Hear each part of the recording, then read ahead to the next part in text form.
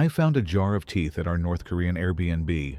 I feel obliged to give this place 0 out of 5 stars.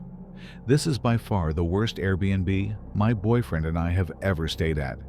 Our room was on the 5th floor of a drab tenement on the outskirts of Pyongyang. The building itself looked like it hadn't seen maintenance since the late 80s. When we got inside, the flickering hallway lights and unexplained hospital smell did not prove inviting. There was no elevator, and we had to drag all of our luggage up the steep and narrow stairwell.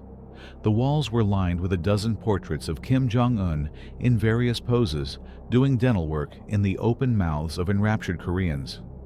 We had to squeeze into our room. It barely contained enough square footage to fit a bed, a desk, a shelf, and an old dresser. Oddly, it was vertically quite roomy, with the ceiling above us 2.5 stories overhead. There were no windows, and the only source of light was an exposed bulb in the corner of the roof. It was too bright to look at directly, but not bright enough to read by. The bed sheets looked, felt, and smelled like old cheesecloth. There were 2 pillows. One was too large for anyone to comfortably rest upon, while the other was a flaccid, empty sack. On the wall was a black and white poster of executed Romanian leader Nicolae Ceausescu. There was a jar on the shelf that looked as though it was filled with miscellaneous white pebbles. However, on closer inspection, it contained an assortment of teeth. At first, I entertained the possibility that this was left behind by some sentimental mother hoarding their child's lost baby teeth. But no, they were clearly adult teeth, and going by the dried bloodstains, none had been removed without a fight. The attached washroom was a study in contrasts. The bathtub was a stained gray basin fit to wash hogs. On the other hand, the sink was extravagant. There were 10 varieties of imported toothpaste, silk dental floss, a premium electric toothbrush with new adjustable heads, a water pick, and mouthwash from the Loire Valley. At night, I could hear the loud clanking of a hidden elevator. The shaft had to be adjacent to our room. We heard it ascend and descend the building and make a dinging noise every time it reached a new floor. The elevator wasn't the only noise. I swear I could hear the sounds of muffled screaming mixed with the high-pitched buzzing screech of a dentist's drill. The next morning, we both checked around the outside of our room, but we couldn't find any openings. I don't know why the elevator had to be hidden from guests. It would save so much climbing. The next morning, we went down to the kitchen for our complimentary breakfast. After the pizza in Pyongyang, I was excited to find out what our host had on offer. Sadly, all I found was a cupboard full of cereal boxes featuring photos of athletes from the 1984 Winter Olympics in Sarajevo. The contents had turned into a chalky powder that smelled like burnt Teflon. The rest of the kitchen was a disappointment. The fridge was chained up with a padlock, and the sink was clogged with handfuls of blood-soaked cotton gauze. The counter was strewn with a wide variety of rusted pliers soaking in alcohol. My boyfriend and I went out and saw the mass games and came back the same evening to find someone had rummaged through all our belongings. Nothing was missing, but there were muddy footprints and the room reeked of peppermint. We also found a pair of x-rays tacked to the wall that showed a human jawbone from different perspectives. That night, I couldn't sleep. My insomnia was made worse by the noise of the elevator, and the screams from below seemed closer and louder. My boyfriend snored away beside me undisturbed. I was staring into the darkness when I saw a sliver of light escape from a secret panel behind the Ceausescu poster. I kept still while it slowly swung open. An old Korean man wearing a blue dentist's mask and gown emerged. I could see he was carrying a large dental drill fed by a large power cable that trailed into the wall. He loomed over us, and I could hear his labored breathing. He looked like he was poised to pounce on us when I saw him examine our passports. He was suddenly taken aback and made an abrupt retreat. He grabbed the x-rays and quietly withdrew back behind the poster. I heard the elevator rattle and bang its way down into the bowels of the building. The next morning, my boyfriend and I checked out and caught a Koryo Airlines flight to Paektu Mountain. During the flight, I was rummaging through my carry-on luggage when I discovered that someone had placed a new travel-sized toothbrush and floss into my bag. My boyfriend said it wasn't him, and I can't explain where it came from. I cannot recommend this Airbnb. Something was left behind in the Airbnb. I love traveling and exploring new cities. I'm also a teacher at a public high school, which means I'm on a budget, and the most convenient time for me to travel is during the summer when school's out. Unfortunately, traveling during the summer is expensive, so I try to make things work by using Airbnb to find affordable places to stay in. I also try to make some money by offering up the lower level of my house for people to book. Most of the time, if I'm out of town, I'll mark my space as available on Airbnb. Hosting is a lot of fun, and it's a great way to make money and keep me busy. But now I'm realizing that hosting is a lot harder than it looks. I'm starting to think I should have just taught summer school like the rest of my coworkers. The last time I rented out my Airbnb, I was at a family reunion in a city about 3 hours away. My guests seemed normal. They were a group of 6 young women who had recently graduated from college. As a host, I rarely drop in on my guests unless they are staying for 1 week or more. I'm pretty relaxed. I try not to be too invasive and controlling of my guests' experience unless they reach out directly to me with questions or demands. These young women were only staying for 4 days and 3 nights, and I didn't receive any alarming texts or phone calls from them, so I didn't get the chance to meet them in person. On the last day of their stay, I received a text from one member of the group, Grace. She was the woman who booked the Airbnb. She thanked me for being a great host and wrote, "My only regret is not leaving behind a thank you card." After the guests left, the hired cleaning service moved in to tidy the place up. But as soon as they arrived, they called me to say there was nothing to clean and I could keep the cleaning fee. That same day, after I returned from the family reunion in the evening, I decided to check out the lower unit myself. I made my way downstairs and unlocked the door connecting my personal unit and the Airbnb unit. I was shocked. There was a dish in the sink, but other than that, there were no signs that people had been here. It didn't make any sense. How could 6 people leave nothing behind? Not even a sock? Not even a wrinkle on the bed? After rinsing the dish and putting it on the drying rack, I wandered from room to room, obsessively inspecting and re-inspecting every single nook and cranny. I constantly returned to the living room because it looked a little off to me. I wondered if furniture had been moved, or if there was a lampshade askew, but then I saw it. I love board games and card games. I like to think that most people do too, which is why my Airbnb includes a supply of all the classics like Monopoly, Uno, and Clue, as well as Love Letter, Catan, and Ticket to Ride. Most of these games were bought by me, but I've had guests purposely leave a cool card game or 2 behind for the next guests, and it's been a tradition ever since. All the games sit on a shelf in the living room. I slowly walked toward the shelf. There was a new addition to the stack of games. It was a large black box with beaten up, fraying white edges. I assumed it was a giant version of Cards Against Humanity, but when I finally saw the cover, a wave of confusion and panic washed over me.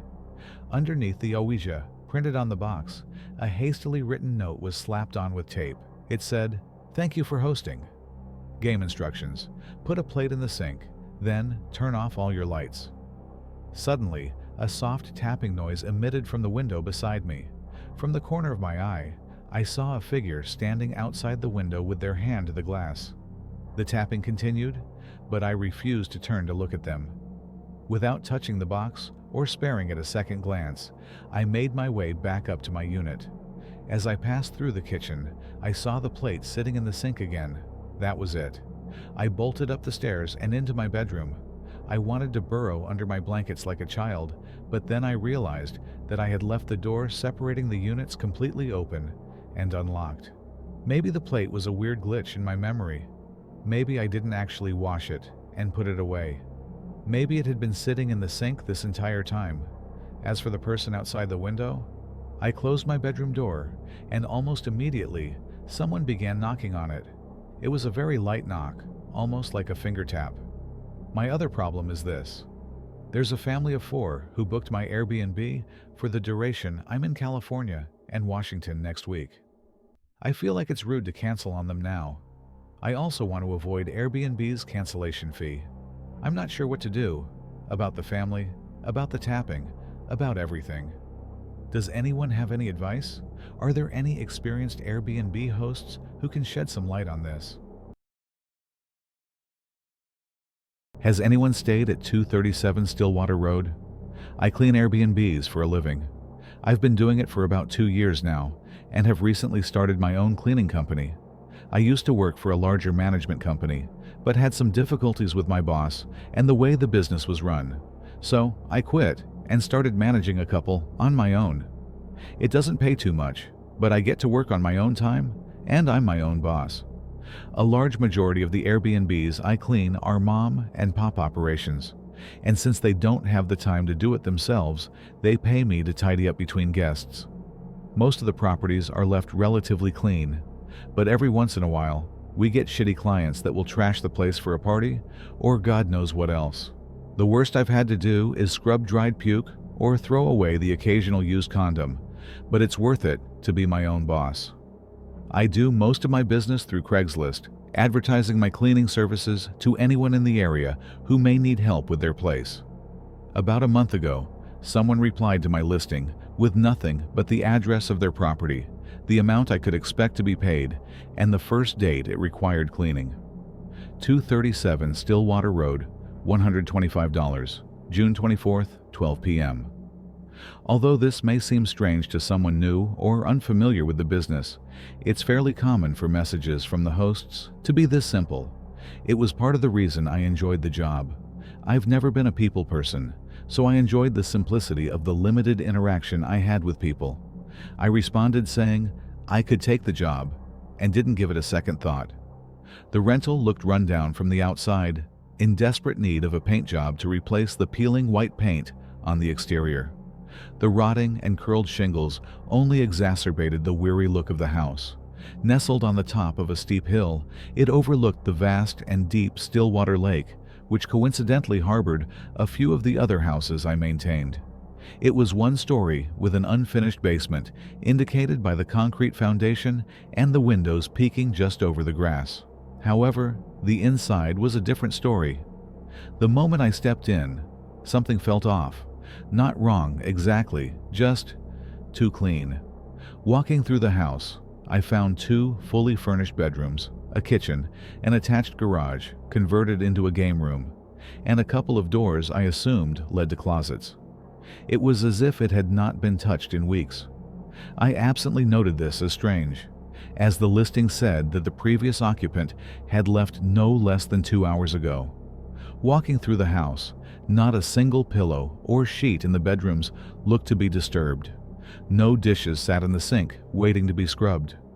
No crumbs or dirt dotted the carpet or stained wood floor. It's not uncommon for occupants to clean up the rental in order to avoid a large cleaning fee, but I'd never seen a rental this sterile. However, I pride myself on being thorough and decided to replace the sheets as well as vacuum the floors just to be safe. Upon getting to the kitchen, I noticed a door in the corner I did not previously register. Stuck to the door was another detail I must have passed over on the initial walkthrough. A pinned note displayed a simple request written in neat handwriting. Replace salt in water softener. Through the door was a dark stairway leading into the basement. A lot of these old rentals had me do this as part of the routine. It was a menial task, but was inconvenient enough for me to often forget about, as they were usually out of the way in basements or garages or other places that I rarely had any reason to go to. Forgetting was generally not a big deal though, as these salt-dependent water softeners can often go weeks without being replenished. Since it was the first time I had cleaned this rental, and the owner had explicitly asked for it, I decided to not take the chance that it could wait. About halfway down the stairs, I realized that the light from the open kitchen door was failing. I turned around to realize that the door was shutting and raced to the top of the steps. My initial panic was met with the realization that the door was simply on old hinges and naturally closes on its own. A cold shiver ran up my spine as I understood that both the descent and ascent would have to be made in complete darkness. I'd never been afraid of the dark, basements, or anything like that. But there was something unsettling about being alone in an unfamiliar house, one that had hosted countless strangers, owned by someone I'd only exchanged a few brief messages with. It left me more uneasy than I could ever remember feeling. Still, I told myself this was something I had to do. Making it down to the hanging chain attached to the bulb was no big deal. A swift walk down the stairs and I could easily make it to the chain before the door fully closed. I'd bet that even a relaxed walk could allow me to pull it in time, but that was not something I had the nerve to test. The basement of the rental was the stereotypical Midwestern unfinished basement. Concrete floors and exposed wooden beams, it reminded me of my childhood home. I was greeted by the pungent mildew smell, the damp and suffocating odor considerably stronger than the average basement. The singular light bulb swayed on its chain, casting strange, long shadows around the room. A negligible amount of light was filtered through the grimy windows, haphazardly covered with cardboard, illuminating dust motes with their weak beams. There was old junk lining the walls of most of the basement, on shelves or in boxes, undoubtedly the source of the musty smell. The water softener was tucked into one of the four corners, nestled between the washer and dryer. The salt in the water softener was completely empty. Typically, it takes about a month for a four-person family to go through the salt if it is fully filled. Either the salt hadn't been replaced in about a month, if it was full to begin with, or this rental somehow uses an almost impossible amount of water. Puzzled but eager to get out of the basement, I poured one of the salt bags, stacked against the side of the water softener, into the maw of the machine. As I turned to leave, I noticed a peculiarity under the stairs. A circular dark spot resembling water damage was situated between the wooden supports holding up the flight. As I approached it curiously, I realized it was not simply a black spot, but a damp and yawning opening, stretching an indiscernible distance into the foundation of the house. The jagged rim bore evidence of man-made tools, likely a primitive and homemade well due to the antiquity of the house. Whatever cavernous depths the well reached into was hidden from the light of the singular bulb. I grabbed a loose pebble from the crude concrete floor and dropped it into the mouth. I waited for the response and received none. I contemplated leaving the basement light on and calling it a day, but it was my first time cleaning this rental, and I was determined to leave no trace of my presence. Additionally, there was the possibility that the occupants would not find the light and turn it off, and the thought of having to replace the burnt-out bulb in the complete darkness made my skin crawl. I took a deep breath and tugged the chain down, plunging myself into complete darkness. As I did so, the sound of the pebble echoed back, winding tortuously and intoxicating from the black throat of the well. I still have the scar from running up the stairs. I told myself I wouldn't sprint, but as soon as I yanked the cord of the bulb, a fear I haven't felt since childhood swept over me. My mind conjured forms in the darkness behind me, fangs and nails scraping the air furiously inches away from my calves as I launched myself up the stairs, their shape changing every new step. I yelped as my foot caught on one of the steps and as my knee connected with the stairs, radiating a sharp pain out from my kneecap. I scrambled to get myself up, wincing at the sharp pain, and clambered up the remaining steps. I half expected the door to be locked when I made it to the small landing at the crest of the stairs, and let out a relieved sigh as I collapsed through the door into the kitchen.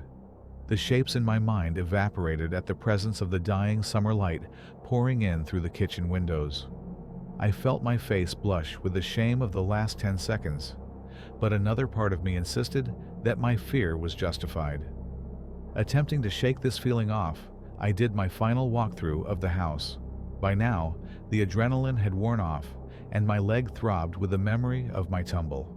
After I was sure everything was up to my standards, I bolted the front door, limped out to my car, and drove off. I have been cleaning this rental for just over a month now. Every time is the same. The house is immaculate when I arrive.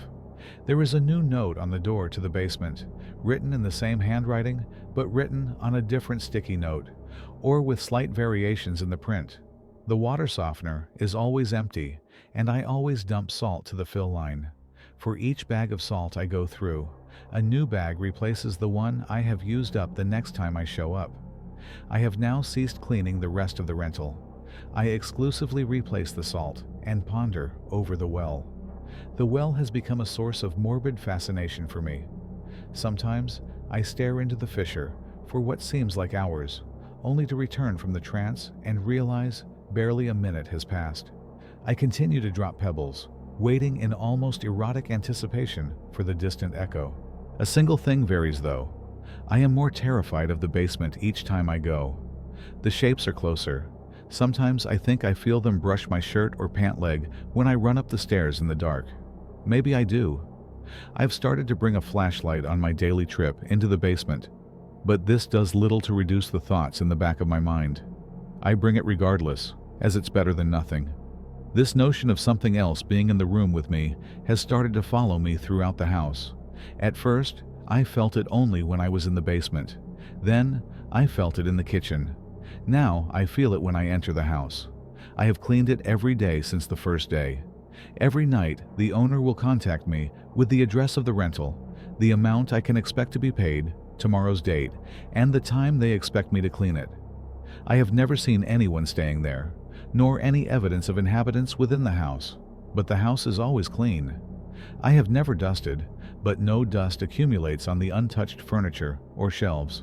No indentations on the couch where someone might have recently sat. The dishes are always in the same spot, none left out in the sink for me to clean.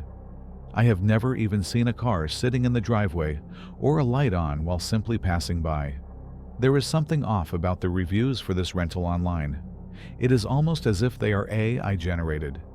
They follow a very formulaic structure, with many of them sharing many phrases like, "feels like home," or "we look forward to staying again." All of them are 5 stars, and not a single one says anything critical about the property. The incessant mystery has festered in me like a wound, bringing me to yesterday's events. I stood under the light bulb, its dangling chain in my right hand, my flashlight heavy in my left. I inhaled deeply, pulled my right hand down, and plunged the room into utter darkness. My clammy hands fumbled to find the button, illuminating the well upon its location. I cautiously approached the pit, angling my flashlight down its gullet.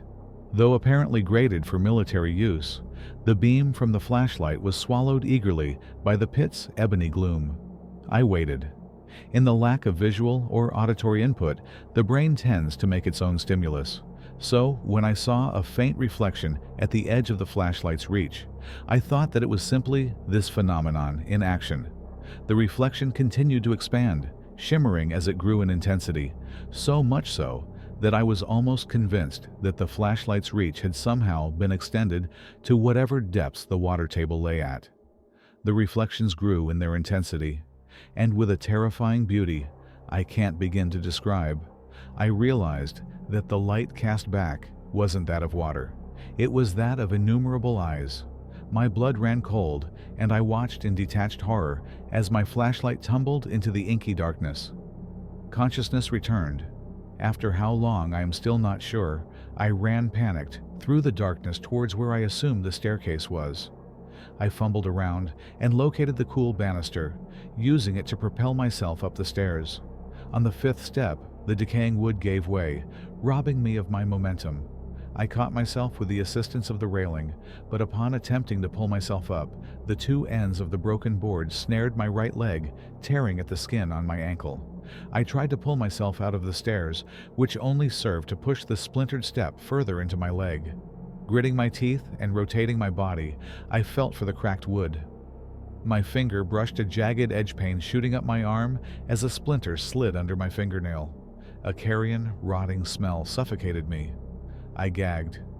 With my left leg and my remaining strength, I kicked aside of the board with panicked fervor. The first kick only served to drive the splintered wood further into my tender flesh. I was certain that this is how it would end. The second did the same, but I could feel the rotted wood giving way. Adrenaline surged, dulling the pain into something distant and unreal. On the third, the board snapped. I was free. I clumsily pulled myself along on my stomach. Reaching the crest, I fumbled for the doorknob and threw the door open. If God is merciful, then it will someday relieve me of the horrid sight that the dying light illuminated. Scores of them line the staircase, their imp-like bodies twisting and convulsing in an attempt to escape the soft glow of the sun. Their skin spread thin and pale over their bony bodies, revealing twisted and purple varicose veins over their ape-like bodies. The horde clawed over each other, tearing flesh from their leprous bodies and spilling their ichor in a deafening silence. They oozed and slithered down the stairwell, indeterminable in their numbers, but an amalgamation of claws, fangs, and atrophied wings. In places, skin bubbled and burst, emitting a foul and indescribable stench. As the last of the monstrosities vanished into their antediluvian crypt, they left behind only the shattered stair, and the trail of blood marking my escape. Although I struggle to recall what followed, they say a good Samaritan found me, babbling, incoherent. I was taken to a nearby hospital, where I've remained ever since. Despite my insistence, the doctors claim there's no rental listing for 237 Stillwater Road, just a long-abandoned house. But I know the truth. I know what I saw. Periodically, I still hear it, the sweet, distant echo rising from the well, calling me back. I know I will return, and when I do, I will know just how deep the well goes.